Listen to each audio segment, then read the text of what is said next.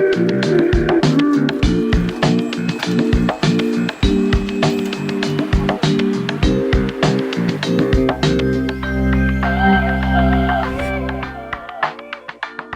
name is Jihan and I'm 31 years old and I've been living in Munich for just about 4 years now.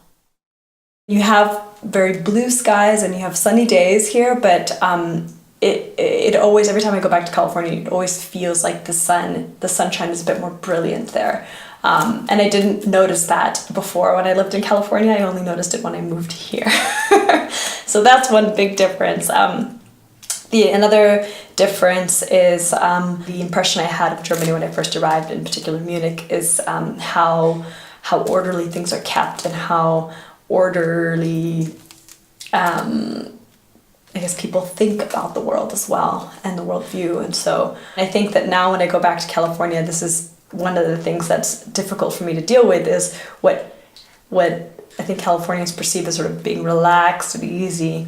After having lived some time here, that starts to look like a little bit like chaos.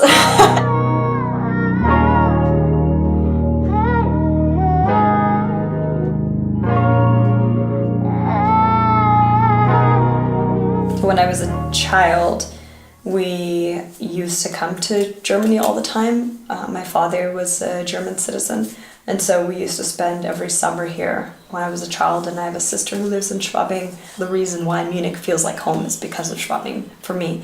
And so Schwabing is still one of my favorite places, like the shops and the restaurants and the familiar corners. One of my favorite streets in Schwabing is the Kaiserstraße. It's just sort of beautiful, lined with trees.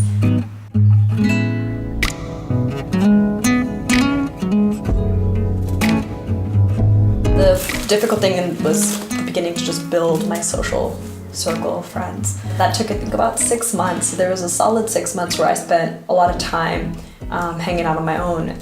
But luckily Munich is sort of a perfect city for hanging out on your own. I mean, there's enough to do on your own wandering around that you really don't need friends for your first 6 months if you don't. And there's enough to do just to get settled in, like between running to and from the Kaufhof to like running to and from IKEA.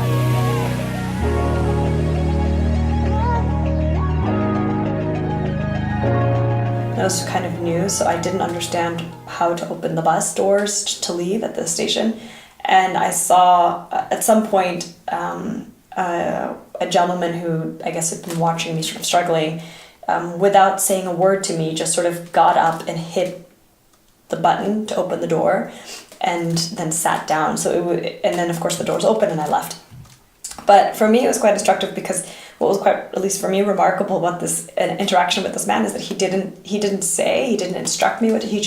He sort of saw he saw what needed to be done and he just sort of did it. Whereas in the US, in my experience, it might have been more of a, well, before I help, let me make sure she understands I'm helping. Maybe make sure that she, needs my help and she agrees to my assistance.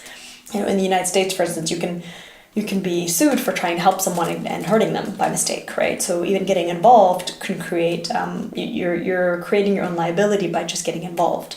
Whereas here, if you don't go to help someone when they're in need, there are legal consequences to standing by and doing nothing when you could have helped. I think I would describe Munich as many villages stitched together. You do have people who spend a lot of time in their own neighborhoods, and they're fully functional as their own little communities, because all of them have little supermarkets on every corner and all of them have little parks for the children and schools and home. One of the ways that Munich has changed me is the temperament, I think. I can feel sort of German temperament and a Munich temperament affecting the way that I live my life and the way that I interact with others. So for example, trying to buy a bicycle from someone in Munich, it's a very different experience than trying to buy a bicycle from someone, like a secondhand bicycle or something, from someone in California, where here it seems that people are just trying to get the right price, like the fair price and the reasonable price, and they're not trying to haggle you for a lower price or a higher price, right? It's just like very sort of even-handed and straight. and reasonable. And I think I've become a bit more like that too.